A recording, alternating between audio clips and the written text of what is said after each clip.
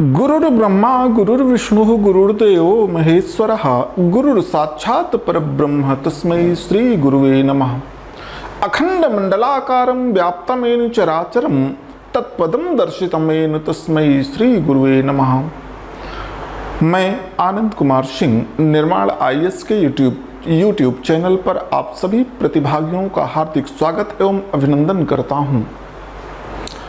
आज मैं एक ऐसे विषय को लेकर के आपके बीच हूं जिसका भारतीय इतिहास में बहुत महत्वपूर्ण स्थान है और यह टॉपिक सूफी संत के नाम से जाना जाता है। चूंकि ये सूफी संत थे और ये जो संत होते हैं, संत को कुछ लोग गुरु कहते हैं। तो गुरु की व्याख्या जो दी गई है वो ये है कि जो संपूर्ण ब्रह्मांड में व्याप्त हो, जो संपूर्ण ब्रह्मांड में व्याप्त हो और जिससे संपूर्ण ब्रह्मांड को एक विशेष तेज प्राप्त हो रहा हो, उसे गुरु कहते हैं। आइए आज के इस सेशन में हम लोग सूफी संतों पर डिस्कस करते हैं। ये सूफी क्या हैं और इसमें कई क्या महत्वपूर्ण चीजें हैं, इस पर हम लोग डिस्कस करते हैं। देखिए,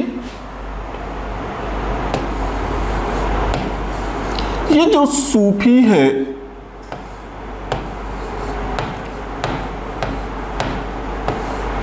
तो सूफी कौन है? संत हैं। ये सूफी होते क्या हैं? देखिए, सूफी शब्द के इतिहासकारों ने दो अर्थ निकाले। इतिहासकारों ने दो अर्थ निकाले। इतिहासकारों की मान्यता है कि सूफी शब्द सफा से बना है। सफा फारसी भाषा का शब्द है जिसका तात्पर्य होता है ऊन की टोपी।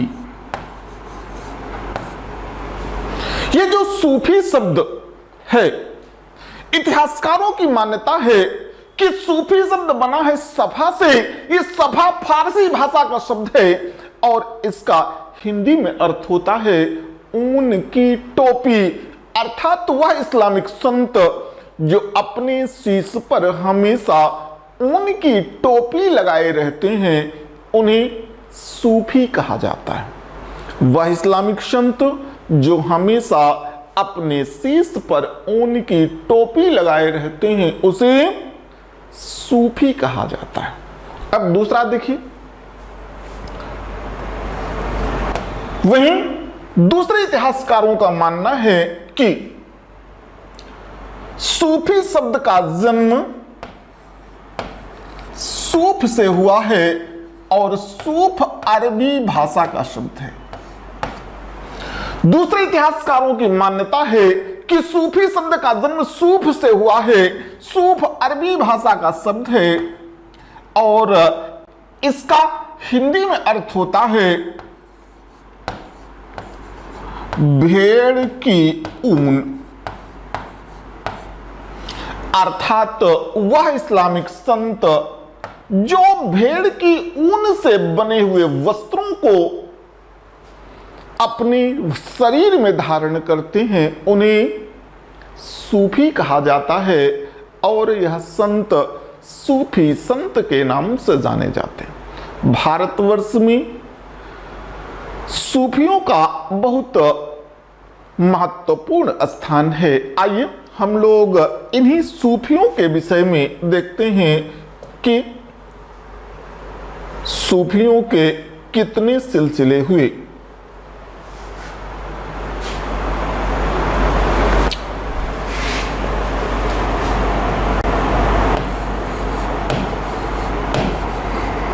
सूफी सिलसिले,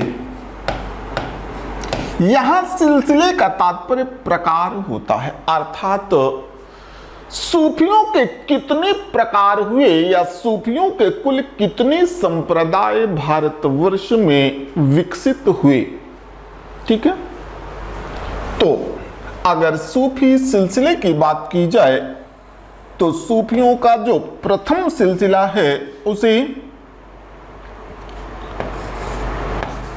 उसमें जो पहला सिलसिला है उसे चिश्तिया सिलसिला कहा जाता है।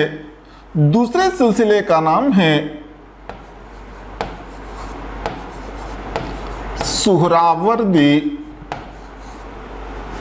तीसरे सिलसिले का नाम है नक्शबंदी। चौथे सिलसिले का नाम है कादरी। अगले सिलसिले का नाम है सत्तारी।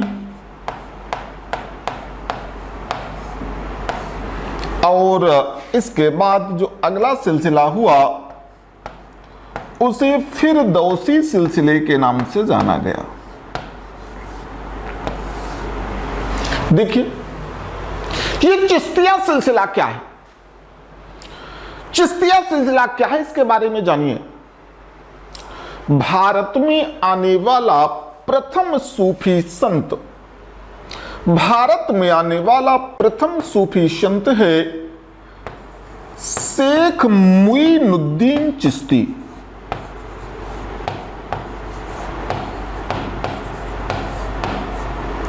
प्रथम संत है शेख मुईनुद्दीन चिश्ती। ये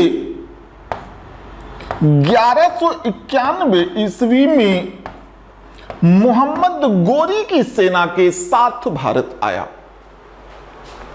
भारत आने वाला प्रथम सूफी संत है शेख मुईनुद्दीन चिश्ती। ये मोहम्मद गोरी की सेना के साथ भारत आया और अजमेर की सुखद जलवायु को देखकर, अजमेर की सुखद जलवायु को देखकर इसने अजमेर में निवास करना प्रारंभ किया। तो भारत में सूफी सिलसिले का प्रवर्तक या चिश्तिया सिलसिले का प्रवर्तक शेख मुईनुद्दीन चिश्ती को माना जाता है। दूसरी बात मैं बताऊं, ये जो चिश्तिया सिलसिला है ये एक ऐसा सिलसिला है जो सूफियों का गृहस्थ सिलसिला है। इसमें पति पत्नी, माता पिता, पुत्री पुत्र सब एक साथ निवास करते हैं। और इस सिलसिले की अवधारणा है कि जैसे, इस सिलसिले की अवधारणा है कि जैसे कीचड़ में कमल निवास करता है लेकिन कीचड़ कभी कमल को स्पर्श नहीं कर पाता, उसी प्रकार से यह चिश्ती सिलसिले के संत गृहस्थ जीवन में निवास करते हैं, गृहस्थ जीवन में रहते हैं, परंतु गृहस्थ के माया मोह आदि इन्हें स्पर्श नहीं कर पाते। तो वह सूफी संत जिन्हें गृहस्थ जीवन के जो विकार हैं वो स्पर्श न कर पाए,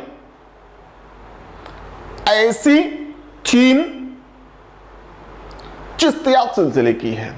अर्थात कीचड़ में कमल की उक्ति अगर सूफियों के किसी सिलसिले में चरितार्थ होती है तो वो है चिश्तिया सिलसिला। दूसरी बात मैं बताऊं आपको, ये जो चिश्तिया सिलसिले के संत हैं, चिश्तिया सिलसिले के संत हैं, ये अपने जीवन काल में, चिश्तिया सिलसिले के संत अपने जीवन काल में एक संस्कार संपन्न करते हैं जिसे चिल ए माकुस के नाम से जाना जाता है। किसके नाम से? चिल्ल ए माकुस। ये एक ऐसा सिलसिला है जिसमें सूफी सिलसिले के संत अपने जीवन काल में कम से कम एक बार यह संस्कार अवश्य संपादित करते हैं, जिसे चिल्ल ए माकुस के नाम से जाना जाता है। ये है क्या? देखिए, किसी भी धर्म में दो चीजें होती हैं।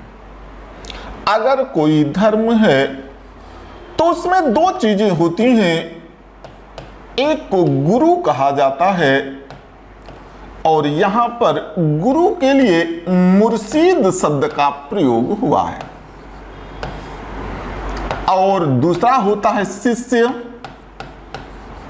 तो शिष्य के लिए मुरीद शब्द का प्रयोग प्राप्त किया जाता है। तो इसमें जो मुर्शीद होता है वह अपने मुरीद को कम से कम एक बार एक विशेष संस्कार कराता है, जिसे चिल्ल ए माकुस के नाम से जाना जाता है। अब ये संस्कार क्या है?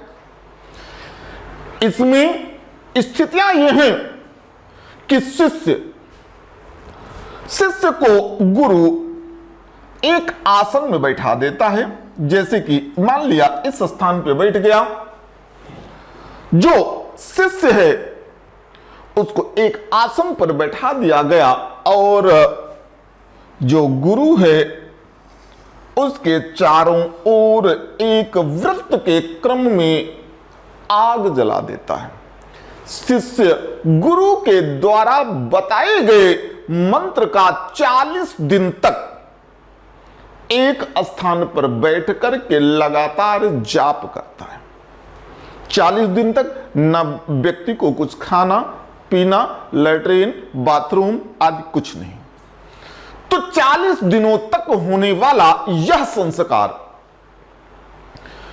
जिसमें शिष्य एक आसन में बैठ करके और 40 दिन की यह विशेष साधना पूरी करता है, और गुरु उसके चारों ओर जलने वाली अग्नि को 40 दिन तक निरंतर प्रज्वलित रखता है।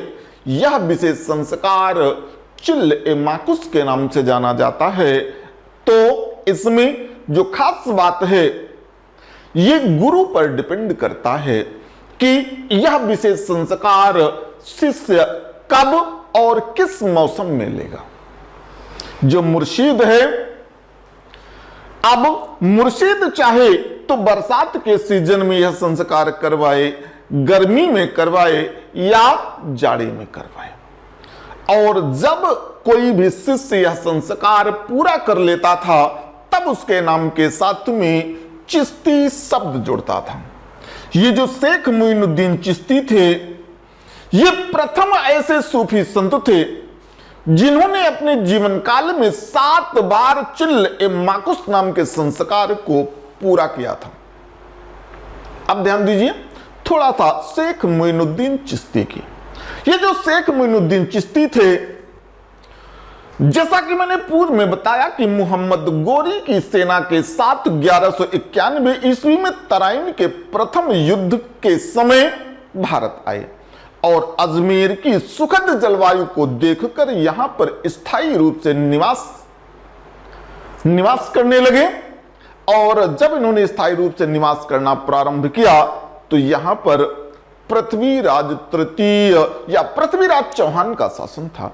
पृथ्वीराज चौहान ने अपने कुल गुरु बाबा रामदेव को, अब यहां पर बाबा रामदेव का तात्पर्य आज के पतंजलि वाले बाबा रामदेव नहीं है। बाबा रामदेव का अर्थ उनके कुल गुरु का नाम भी बाबा रामदेव था। बाबा रामदेव को शेख मोइनुद्दीन चिश्ती से शास्त्रार्थ के लिए भेजा। बाबा रामदेव शेख मोइनुद्दीन चिश्ती के पास शास्त्रार्थ करने को गए, लेकिन पराजित हुए और हिंदू से मुसलमान बन गए और वो सूफी संत बने। इसके बाद जिस महत्वपूर्ण व्यक्ति का नाम आता है चिश्तिया सिलसिले के अंतर्गत, उसका नाम है शेख कुतुबुद्दीन बख्तियार काकी।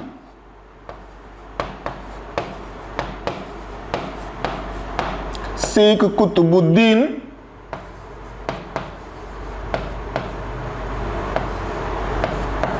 बख्तियार काकी। दूसरी बात मैं आपको और यहीं से बताता हूं, जब तराइन का द्वितीय युद्ध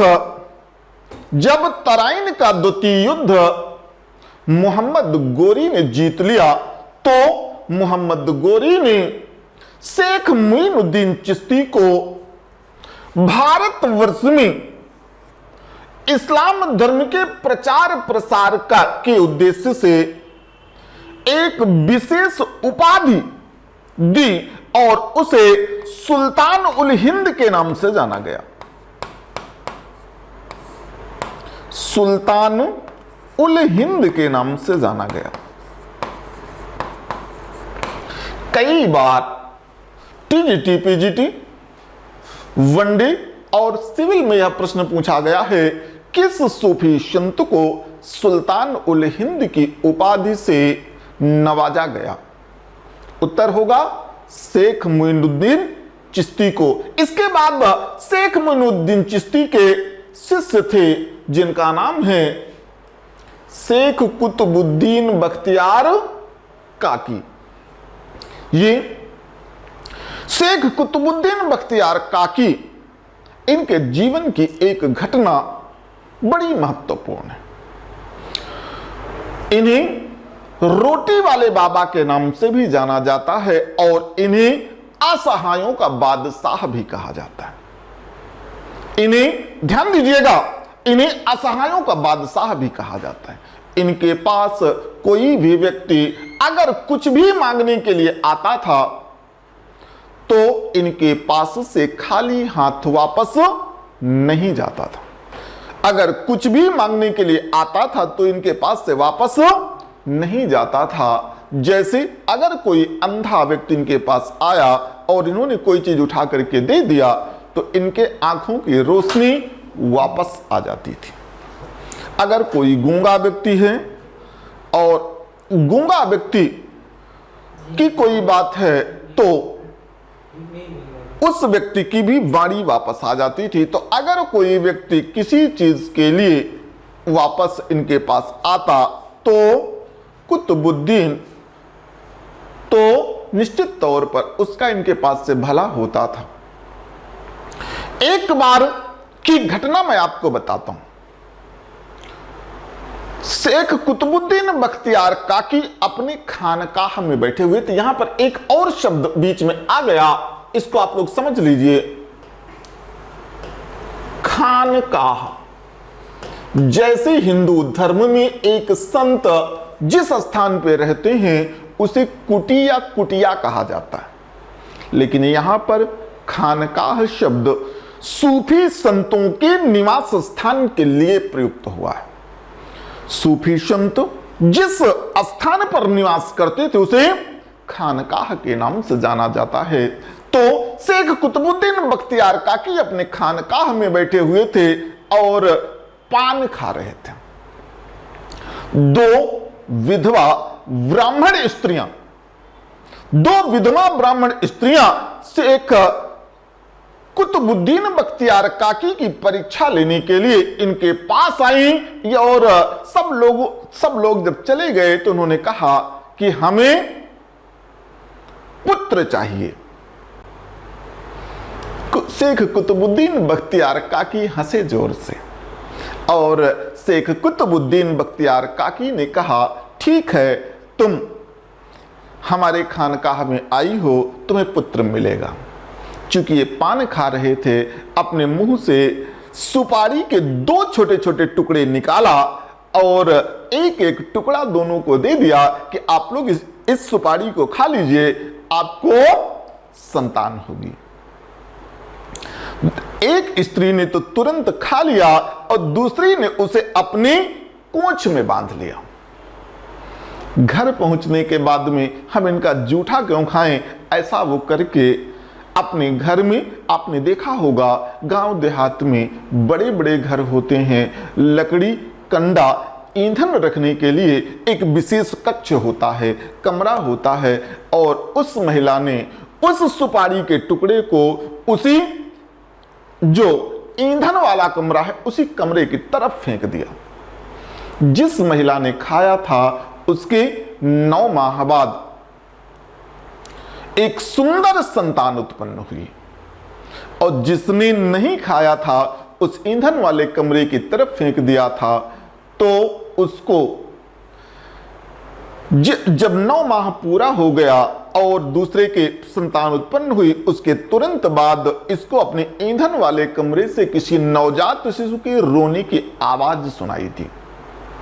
ये गई दौड़ करके उधर और उसने देखा कि एक ऐसा बालक उसे मिला जिसकी नाल तक नहीं कटी थी।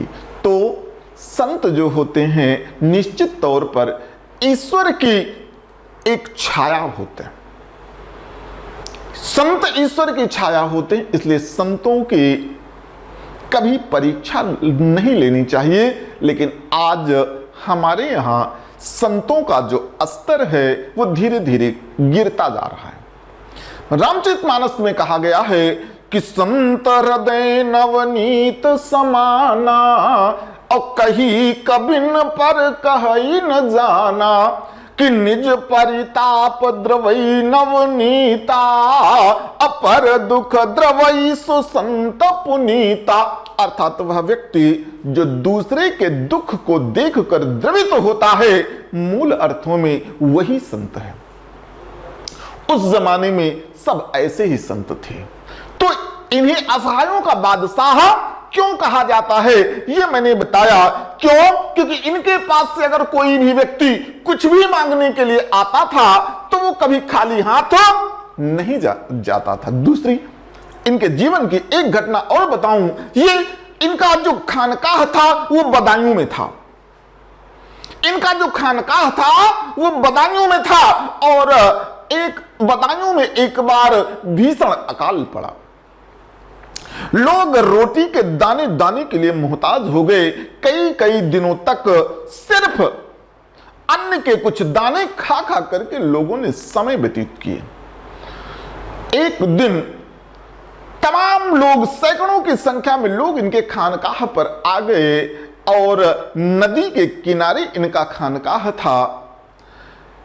लोग भूखों तड़प रहे हैं।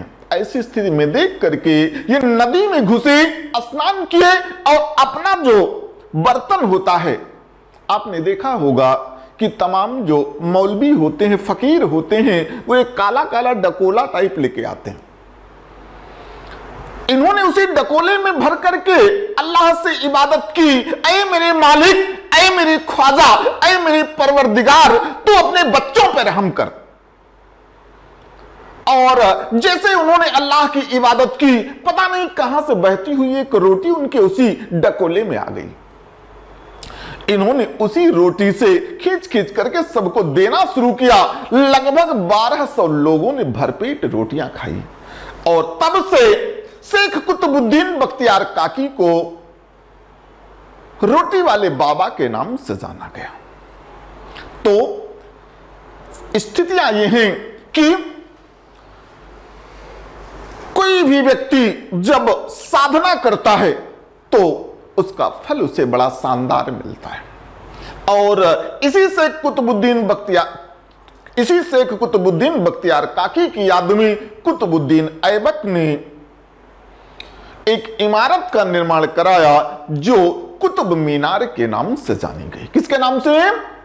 कुतुब मीनार के नाम से जानी गई। इसके बाद आइए, इसके बाद आगे हम चर्चा करते हैं। इसके बाद जो एक और संत थे, उनका नाम है शेख हमीदुद्दीन नागौरी। शेख हमीदुद्दीन नागौरी के नाम से जाना गया, और यह और कोई नहीं थे, ये भारतीय मूल के वह प्रथम व्यक्ति जिन्होंने इस्लामिक संत के रूप में अपना जीवन प्रारंभ किया था। उन्हें शेख हमीदुद्दीन नागौरी के नाम से जाना जाता है। इसके बाद एक और महत्वपूर्ण संत हुए, मैं आपको वहां पर लेकर के चलता हूं जहां से कई बार प्रश्न पूछे गए हैं। इसके बाद इस पीढ़ी के जो चौथे महत्वपूर्ण संत हुए हैं उन्हें शेख फरीदुद्दीन शकरगंज के नाम से जाना जाता है। शेख फरीदुद्दीन शकरगंज के नाम से जाना जाता है। और ये जो शेख फरीदुद्दीन शकरगंज है इन्हें सामान्यतः लोग बाबा फरीद के नाम से पुकारते थे। बाबा फरीद एक ऐसे संत हैं जिन्हें अल्लाह पर, अपने मालिक पर पूरा भरोसा था। इनकी 8 पत्नियां थी और इनकी 8वीं पत्नी बलवन की पुत्री थी।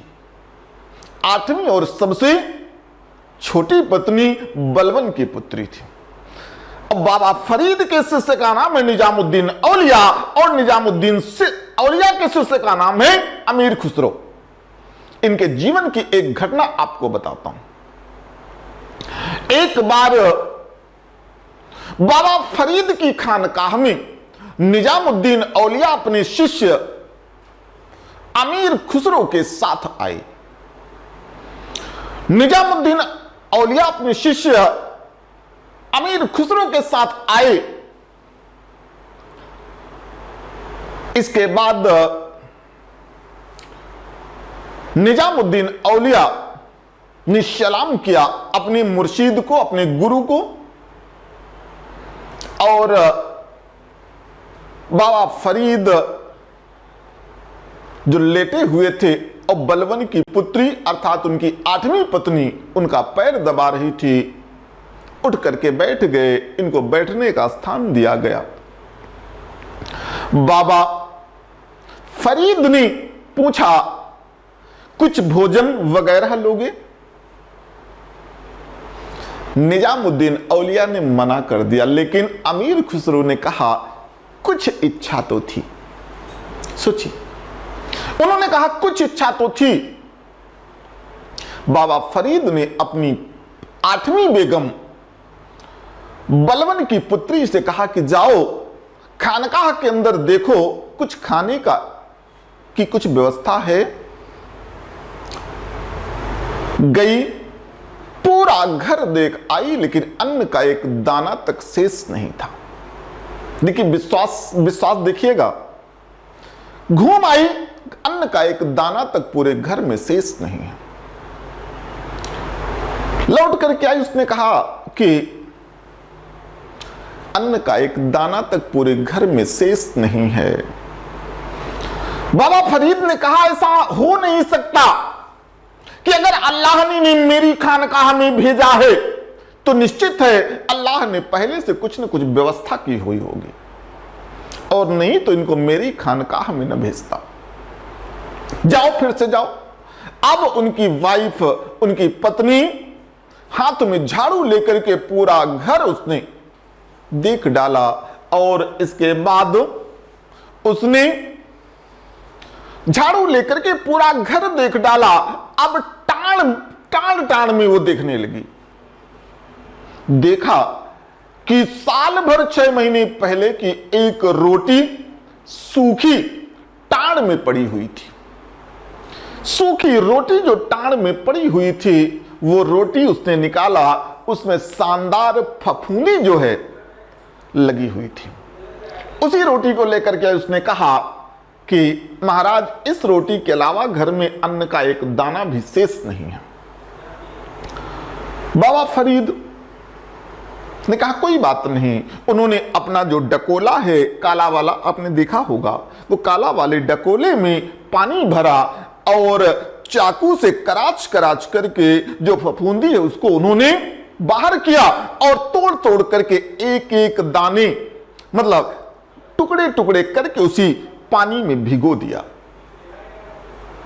इसके बाद बाबा फरीद ने अपनी पत्नी से कहा कि जाओ घर में देखो गुड़ चीनी का कुछ अंश हो तो ले आओ। गुड़ चीनी कुछ है घर में? गई, कह नहीं है। कह अच्छा जिस बर्तन में रखा जाता था वो बर्तन ले आओ। आपने देखा होगा कि हमारे आपके गांव देहात में मिट्टी के बर्तन में गुड़ चीनी रखी जाती है। तो तो मिट्टी के बर्तन में जब गुड़ रखते हैं तो किनारे किनारे में गुड़ का कुछ अंश लग जाता है। बाबा फरीद ने वही गुड़ का अंश चाकू से खरोच खरोच करके अलग किया, जिसे खुरचन के नाम से जाना गया। और वही खुरचन थोड़ा मोड़ा जो निकला होगा वो उसी डकोले में डाल दिया और अल्लाह से इबादत की और उसके बाद अमीर खुसरो को खाने के लिए दे दिया गया। अमीर खुसरो ने अपनी रचना खजाइनुल फुतूह में लिखा है कि मैंने 7 सुल्तानों का शासनकाल देखा है, लेकिन जितना स्वादिष्ट व्यंजन मुझे बाबा फरीद की खानकाह में मिला उतना स्वादिष्ट व्यंजन आज तक मुझे प्राप्त नहीं हो सका।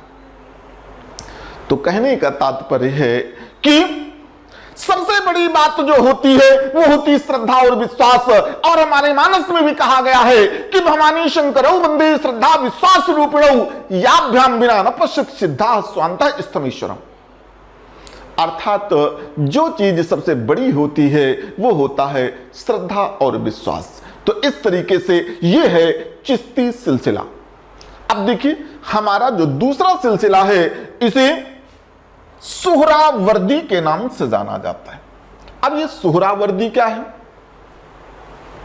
देखिए जैसे हिंदू धर्म में कुछ लोग हठ योग के लोग होते हैं, जैसे हिंदू धर्म में कुछ लोग हठ योग के होते हैं। हठ योग का तात्पर्य जो ईश्वर से हठ करके बैठ जाते हैं कि अगर मुझे तुम्हारा दर्शन नहीं होगा तो मैं तब तक इसी प्रकार से बैठा रहूंगा, अपने शरीर को कष्ट देता रहूंगा जबकि मुझे तुम्हारा दर्शन नहीं होता।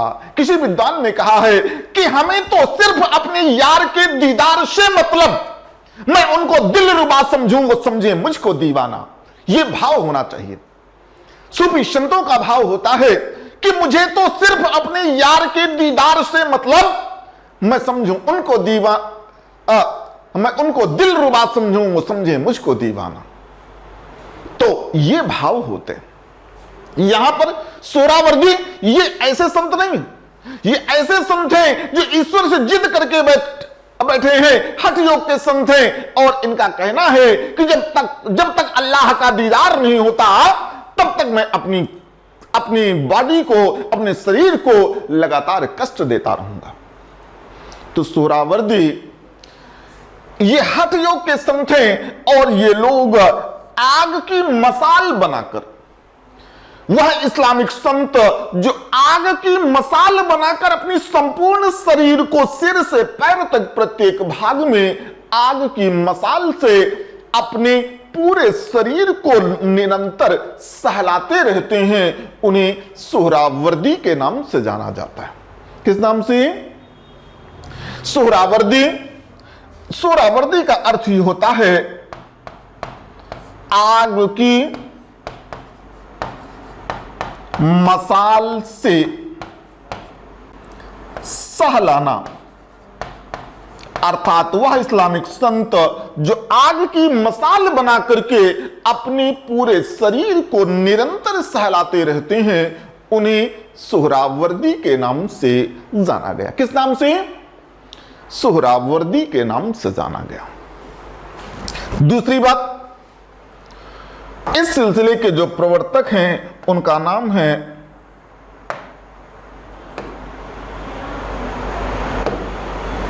इस सिलसिले के जो प्रवर्तक हैं उनका नाम है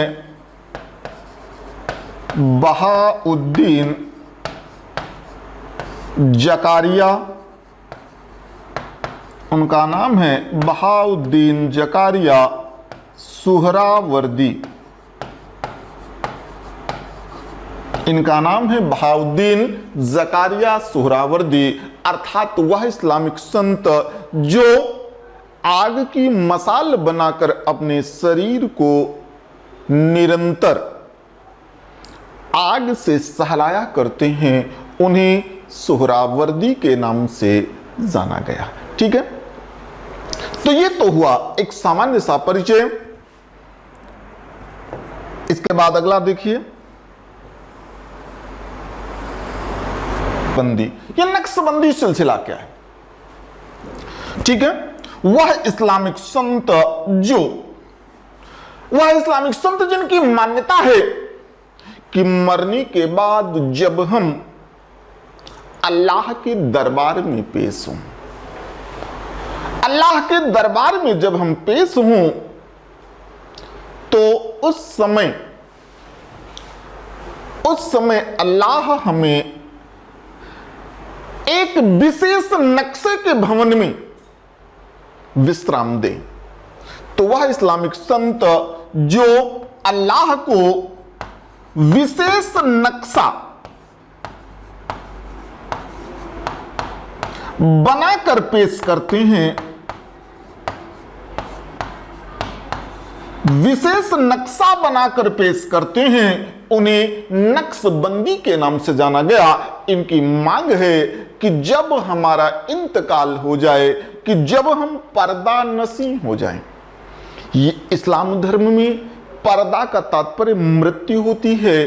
पर्दा का तात्पर्य वो कपड़ा नहीं है, ठीक है। तो इस्लाम धर्म में पर्दा का तात्पर्य मृत्यु होती है, अर्थात वह इस्लामिक संत जो विशेष नक्शा बनाकर पेश करते हैं, नक्शबंदी के नाम से जाने गए। इस सिलसिले के जो प्रवर्तक हैं उनका नाम है बाकी बिल्लाह। इस सिलसिले के प्रवर्तक का नाम है क्या? बाकी बिल्लाह, ठीक है। इसके बाद अगली एक सामान्य सा परिचय आपको दे रहा हूं, इसके बारे में विस्तृत जानकारी जिस समय हम लोगों की बिल्कुल रूटीन क्लास शुरू होगी उसमें हम लोग इस पे विस्तार से चर्चा करेंगे। एक सामान्य जानकारी आपको यहां पर मैं उपलब्ध करा रहा हूं। देखिए, ये जो कादरी सिलसिला है, ये एक ऐसा मतलब सिलसिला है जो हिंदू और इस्लाम दोनों के दर्शन पर जिसे विश्वास है। हिंदू और इस्लाम के योग से जिस विशेष सिलसिले का प्रादुर्भाव हुआ वो कादरी सिलसिले के नाम से जाने गए। और इस सिलसिले में हिंदू धर्म के उपनिषदों का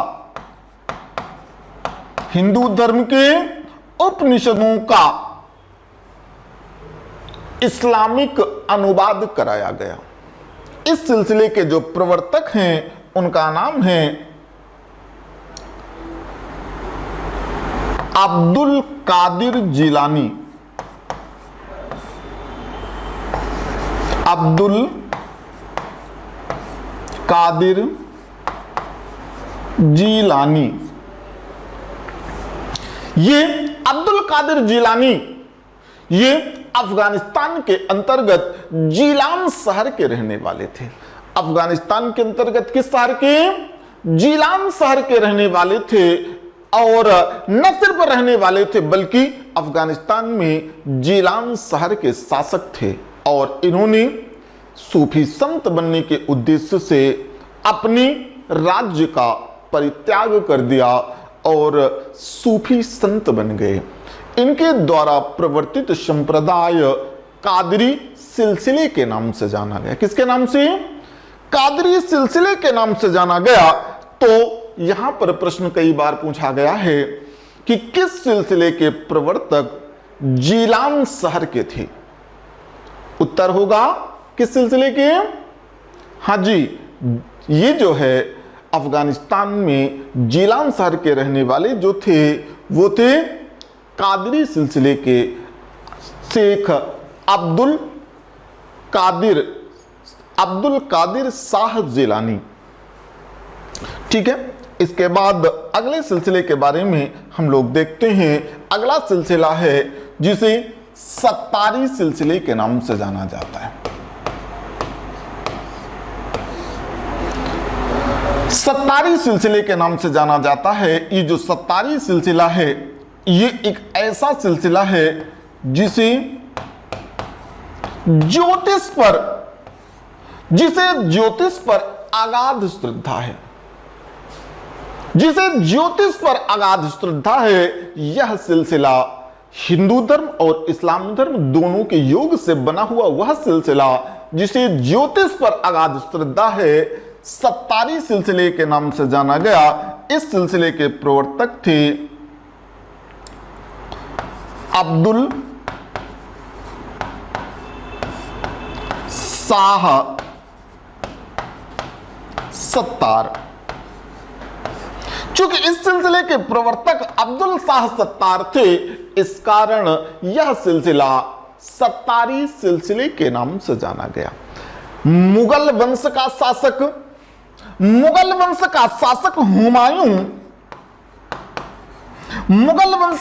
हुमायूं इसी सिलसिले के प्रभाव में था और इसके कारण वह ज्योतिष के आधार पर प्रत्येक कार्य करता था। किसके आधार पर? ज्योतिष के आधार पर प्रत्येक कार्य करता था। अब चूंकि वो ज्योतिष के आधार पर करता था, इस कारण सप्ताह के 7 दिन 7 अलग अलग रंग के कपड़े पहनकर दरबार में आया करता था। ठीक है, तो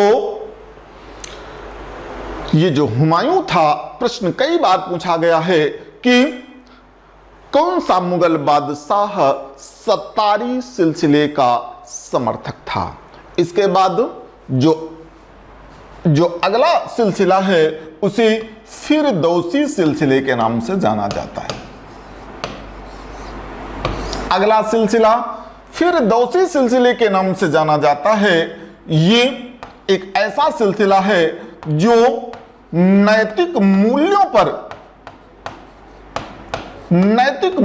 पर अपना संपूर्ण ध्यान केंद्रित करता है। फिरदौसी सिलसिला एक ऐसा सिलसिला है जो नैतिक मूल्यों पर अपना ध्यान केंद्रित करता है। यह फिरदौसी सिलसिले के नाम से जाना गया। किस नाम से? फिरदौसी सिलसिले के नाम से जाना गया। और इस सिलसिले के प्रवर्तक शाह फिरदौस से थे। इस सिलसिले के प्रवर्तक कौन थे? शाह फिरदौस थे। तो कहने का तात्पर्य है एक ऐसा सिलसिला, एक ऐसी व्यवस्था जिसमें प्रत्येक व्यक्ति को नैतिक मूल्यों की बात की गई, नैतिक मूल्यों की बात कही गई और लोगों को नैतिकता अपनाने पर जोर दिया गया। वह सिलसिला फिरदौसी सिलसिले के नाम से जाना गया। भारतीय इतिहास में सूफी संतों का बहुत शानदार महत्व है और इनसे कई बार प्रश्न भी पूछे जाते हैं। कहने का तात्पर्य है कि अगर कहीं से कोई विशेष चीज पूछी जाएगी तो उसमें एकाध प्रश्न इस सूफी संतों का अवश्य होगा। तो मैं जो गुजारिश आपसे करना चाहता हूं वो यही कि चैनल को लाइक, सब्सक्राइब और शेयर जरूर करिए। आप सभी का जीवन मंगलमय हो, आप अपना लक्ष्य अतिशीघ्र प्राप्त करें, यह एक शिक्षक के दिल की हार्दिक कामना है। जय हिंद, जय भारत।